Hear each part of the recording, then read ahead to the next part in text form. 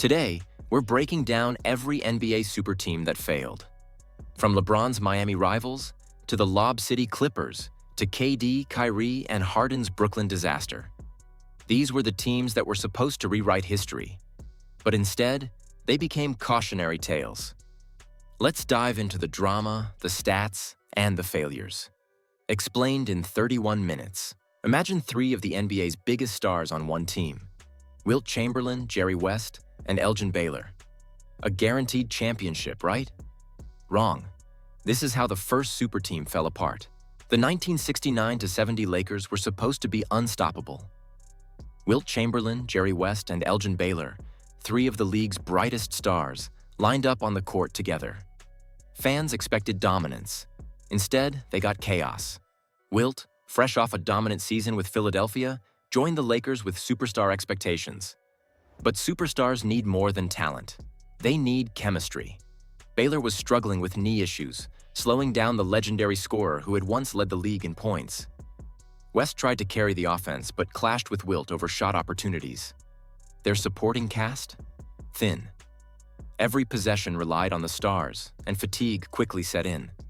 During the regular season, they finished 46-36. Decent on paper, but a warning sign of cracks. Playoffs came, and the cracks became chasms. Injuries piled up. Baylor's knees flared, Wilt battled back problems, and West pushed himself to exhaustion. Facing the Atlanta Hawks, the Lakers looked like three individual stars instead of a team. The offense stalled, defense faltered, and they fell short in the Western Division Finals. No buzzer-beater drama, just a team breaking down under pressure. This Lakers squad taught the NBA a harsh lesson. Talent alone doesn't win championships. Timing, roles, and trust are crucial. Even the most dominant players can't carry a team if egos clash and bodies fail. The 69-70 Lakers weren't unlucky. They were a cautionary tale that super teams need more than stars. The Celtics were kings of the 60s, but in 1972-73, even a legendary roster couldn't save them. How does a team stacked with talent choke on history? Let's break it down. The Boston Celtics had dominated the 1960s with Bill Russell leading the way, winning 11 championships in 13 seasons.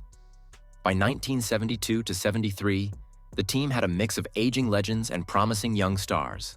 The goal? Keep the dynasty alive. But the plan quickly fell apart.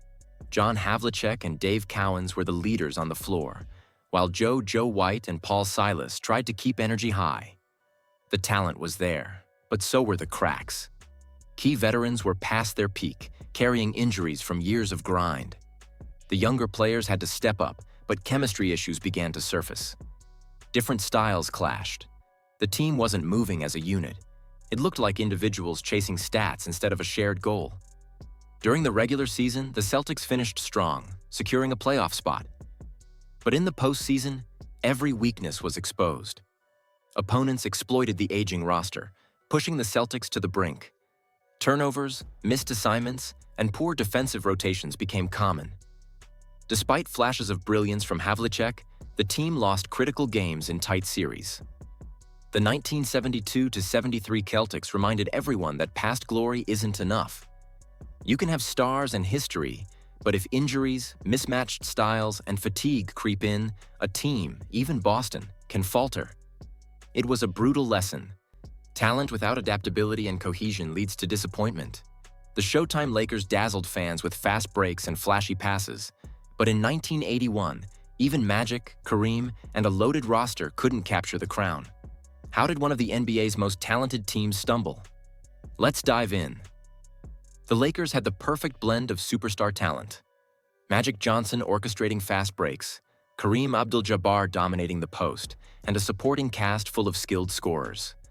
On paper, it looked unstoppable. But talent alone doesn't guarantee championships. The regular season was solid. Magic's vision and speed, combined with Kareem's skyhook, produced highlight reels nightly. Yet injuries and fatigue started to pile up. Players logged heavy minutes, and the supporting cast struggled to maintain consistency. Coach Jack McKinney, who had instilled the Showtime system, had stepped down due to a serious accident, leaving Paul Westhead in charge. The transition impacted rotations, timing, and team chemistry. Come playoffs, the Lakers faced tough matchups. The supporting role players were inconsistent under pressure, leaving Magic and Kareem to carry the load.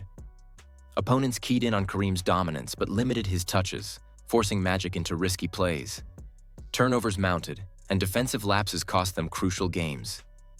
Despite brilliant individual performances, the team couldn't find cohesion at the right moments. The 1981-81 Lakers proved that even a super team of future Hall of Famers can falter without stability, depth, and coaching consistency. Injuries, adjustments, and pressure exposed the fragile balance between talent and teamwork. Stick around. If you thought this super team was doomed by injuries and ego, wait until the 2003-04 Lakers assemble Shaq, Kobe, Malone, and Peyton.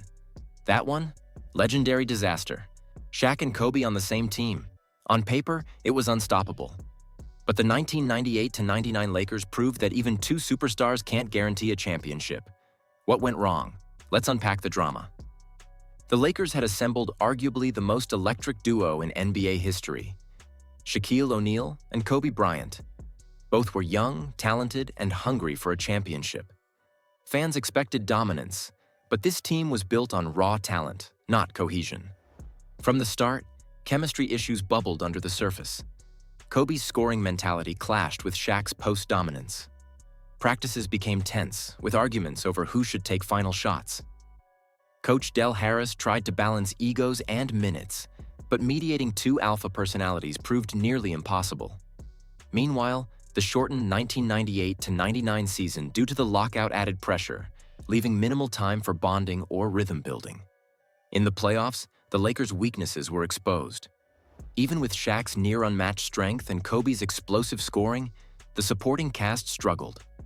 Role players failed to consistently hit shots or defend when opponents keyed in on the stars. The team relied too heavily on individual brilliance, and the lack of cohesion led to critical late-game failures. Off the court, media scrutiny and internal tension amplified the pressure.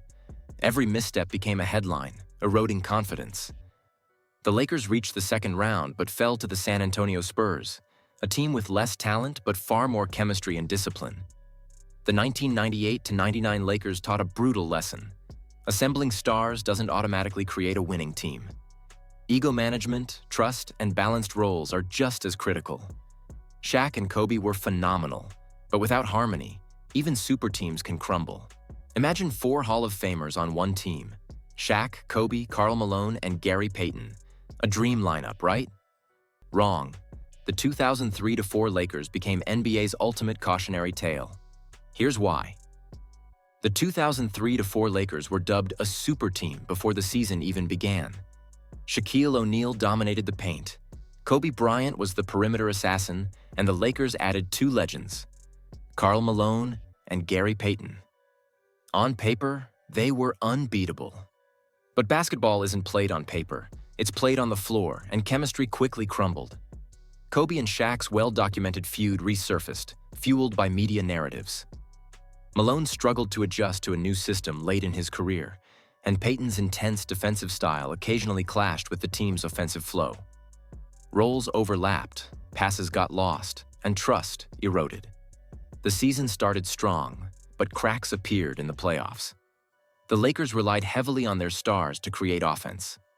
Bench production was minimal, and opponents like the Spurs exploited mismatches, especially when fatigue set in. Injuries didn't help either. Malone battled knee issues, and Shaq was not at peak health.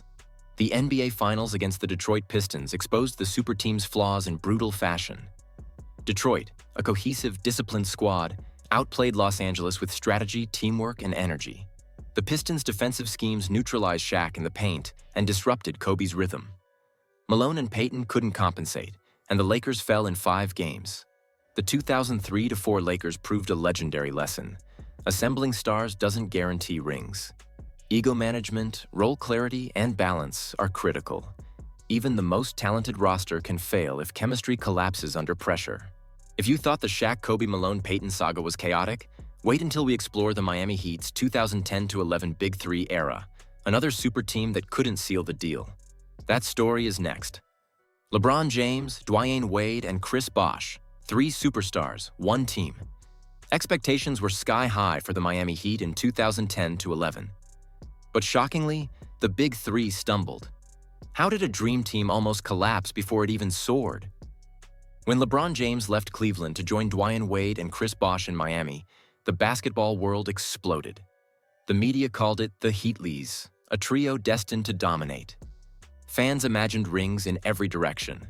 But assembling stars is never as simple as it seems. From day one, chemistry issues surfaced. LeBron, Wade, and Bosh were all ball dominant, accustomed to being the focal point. Learning to share the spotlight wasn't easy.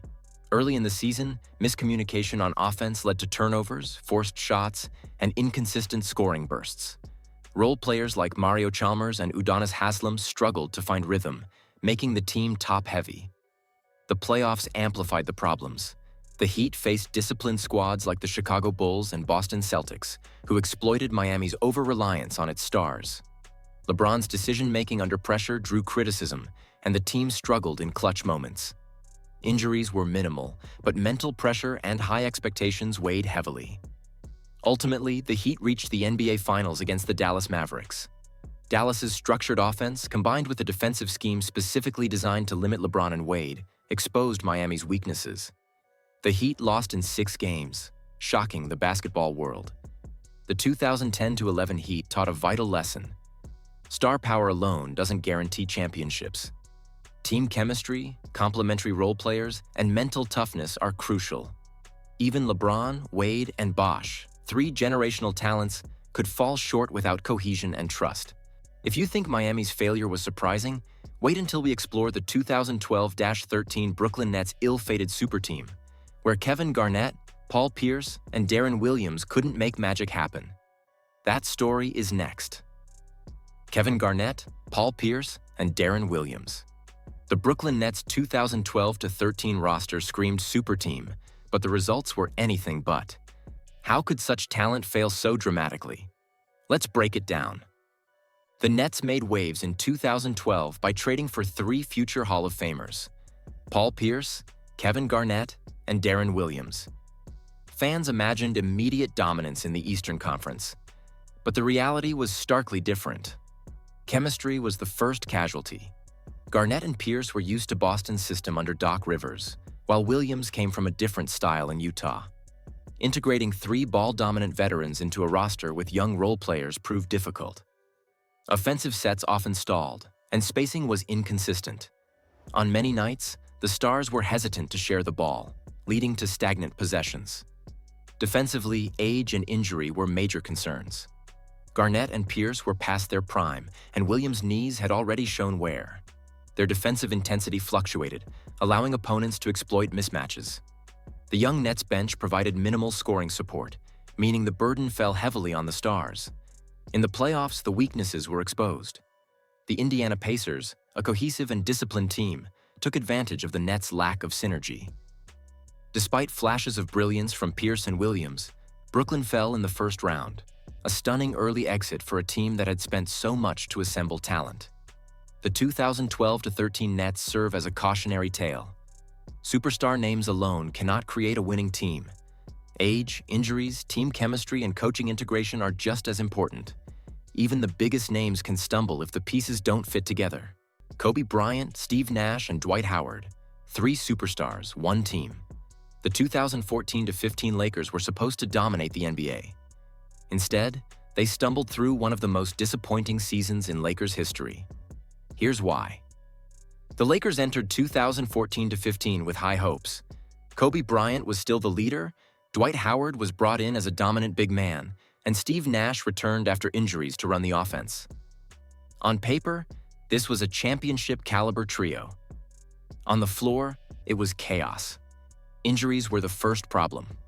Nash struggled to stay healthy, playing only 15 games before retiring mid-season. Howard dealt with back and shoulder issues, limiting his mobility and dominance in the paint. Bryant, nearing the end of his career, battled nagging injuries and fatigue. The team's star power was undermined by the inability to stay on the court consistently. Chemistry issues worsened matters.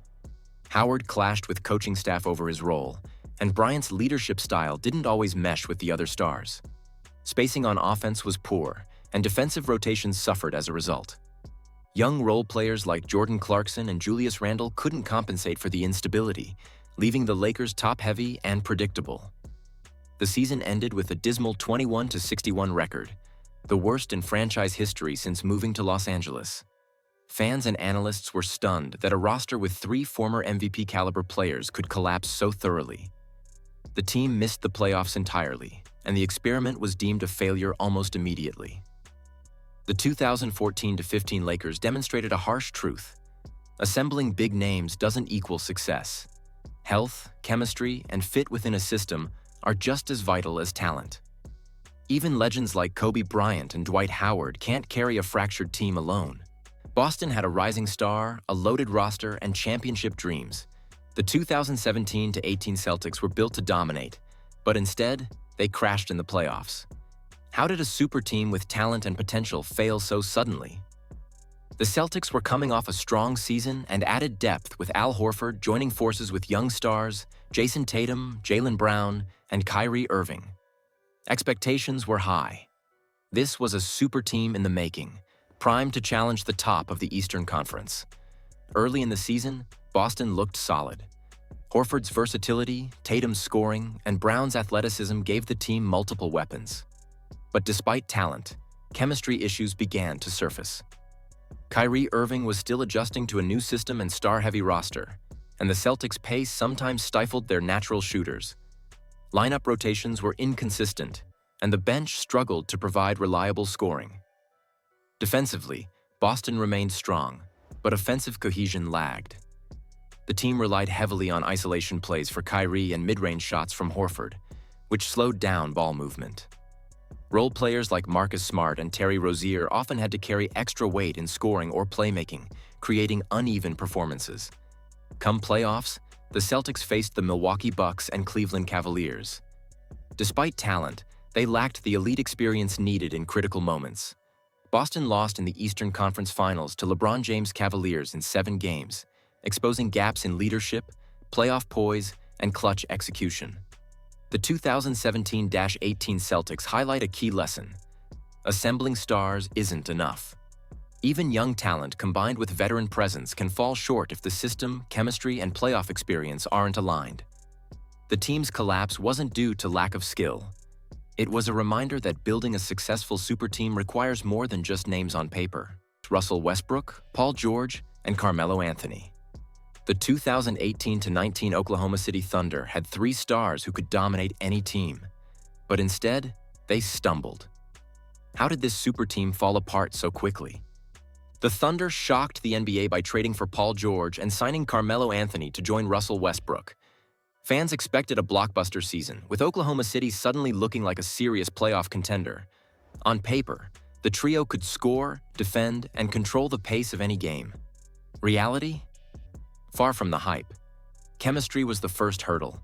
Westbrook's high-octane style demanded constant ball handling, while George and Anthony were accustomed to more traditional wing roles. Offensive possessions often collided, and spacing became a nightmare. Melo's declining athleticism meant fewer cuts and screens, leaving Westbrook isolated against defenses that knew exactly how to challenge him. Injuries also played a role.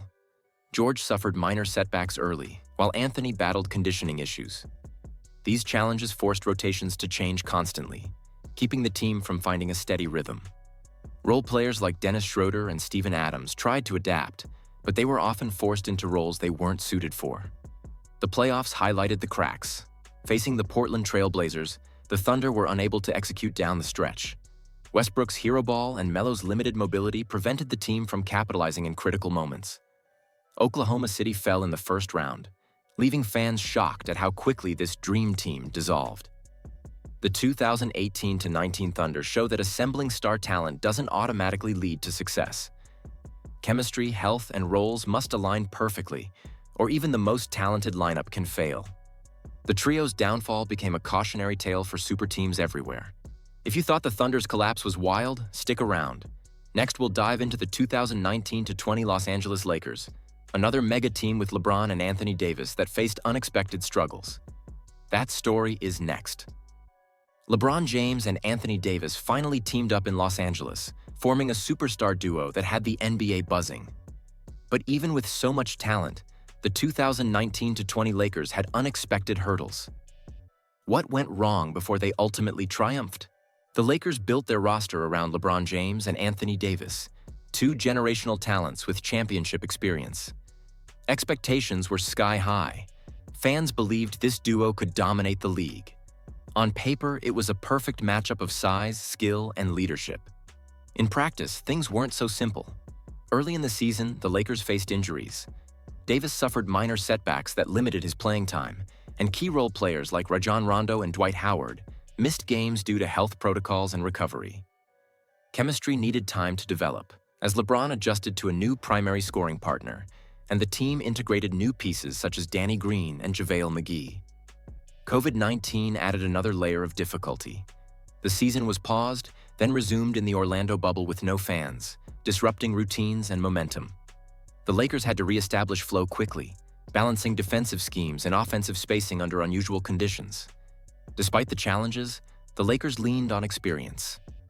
LeBron and Davis carried the team through the bubble, supported by veteran stability and role-player contributions. They faced tough playoff opponents, including the Denver Nuggets, and overcame adversity by relying on leadership, strategic adjustments, and trust in each other. The 2019-20 Lakers demonstrate that even super teams face obstacles beyond talent. Injuries, external disruptions, and chemistry challenges can test a team's limits. Success isn't guaranteed. It's earned through adaptation, leadership, and timing. Ultimately, the Lakers' journey became a blueprint for building a successful super team under pressure. Kevin Durant, Kyrie Irving, and James Harden, a trio of superstars meant to dominate the NBA. The Brooklyn Nets were supposed to be unstoppable, but somehow the 2020-21 season turned into chaos. How did this star-studded team stumble? The Nets entered the 2020-21 season with one of the most hyped lineups in NBA history. Kevin Durant was returning to full health, Kyrie Irving brought his elite scoring and handles, and James Harden joined to complete a superstar Big Three. On paper, this was a championship-caliber team. Early optimism quickly collided with reality. Injuries disrupted continuity. Durant missed the season opener with a hamstring issue, and Irving's availability was inconsistent due to personal and health reasons. Harden, too, took time to adapt to a new system under Steve Nash, impacting early offensive cohesion. Chemistry was a constant challenge. Each star required the ball, often leading to isolation-heavy plays and uneven spacing. Role players like Joe Harris, Blake Griffin, and Jeff Green struggled to find consistent touches, leaving the team relying too heavily on its superstars. Defensive rotations also suffered, as the lineup focused primarily on scoring firepower. The playoffs amplified these problems. The Nets faced tough teams like the Milwaukee Bucks and Boston Celtics, and when injuries struck at critical moments, their lack of depth and cohesion was exposed. Durant carried massive workloads. Irving's absences limited flexibility, and Harden's inconsistent shooting at times shifted momentum. The 2020-21 Nets show that star power alone doesn't equal success. Injuries, egos, and system fit can derail even the most talented roster. Building a super team isn't just about assembling stars, it's about ensuring health, chemistry, and role clarity. Brooklyn's near miss became a cautionary tale for anyone trying to stack the NBA's top talent. Think Brooklyn struggled? Wait until you see the 2021-22 Golden State Warriors, a reloaded dynasty with Curry, Thompson, and Green. But even champions can falter. That story is next. Stephen Curry, Klay Thompson, and Draymond Green, reloaded champions expected to dominate the 2021-22 season. But even with this core back together, the Warriors faced unexpected hurdles. How did the dynasty stumble? After injuries had sidelined Klay Thompson for 2 full seasons, the Warriors returned with their Splash Brothers reunited alongside Draymond Green and Stephen Curry. Fans anticipated a seamless return to dominance. On paper, the team had championship DNA. Reality, however, wasn't perfect. Early season rust was evident. Thompson's long layoff affected timing and defensive rotations, while Curry had to shoulder the scoring load until the team regained rhythm. Role players like Andrew Wiggins and Jordan Poole had to step into inconsistent minutes, balancing scoring and defensive duties without disrupting chemistry. Injuries continued to test the roster. Green battled minor issues, reducing his availability in key stretches. These setbacks forced Steve Kerr to rotate heavily, sometimes leaving the bench thin. Opponents exploited defensive lapses, particularly against fast-paced lineups, making games tighter than expected. Despite the challenges, the Warriors relied on experience and leadership. Curry's ball handling and shot creation, Thompson's perimeter scoring, and Green's playmaking stabilized the team in crunch moments. Yet during certain stretches, cohesion faltered, and the team lost games they were heavily favored to win. The gap between talent and execution reminded everyone that even dynasties can struggle when timing, health, and chemistry don't fully align.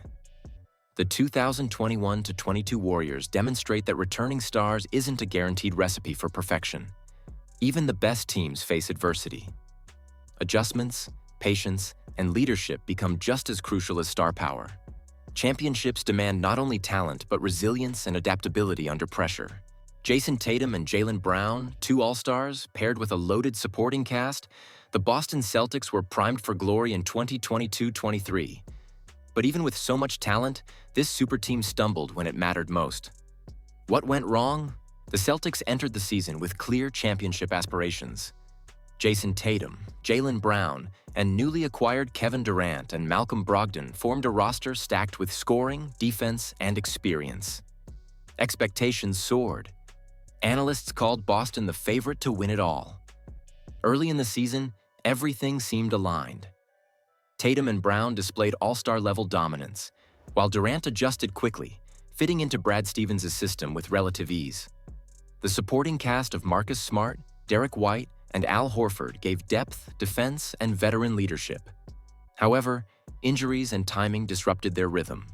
Durant missed stretches with minor ailments, and Brown battled nagging issues that limited his mobility. Key bench players struggled to maintain consistency, forcing the stars to carry heavy minutes and play extended stretches without rest. Chemistry, though promising on paper, didn't always translate under playoff pressure. The Celtics' offense became predictable at times, relying on isolation and late clock shots rather than ball movement. Defensively, they occasionally struggled against versatile lineups, allowing crucial runs at pivotal moments. The playoffs magnified these cracks. Despite dominating the regular season, the Celtics fell short in critical series, showing that even star-studded teams aren't immune to the pressures of postseason basketball.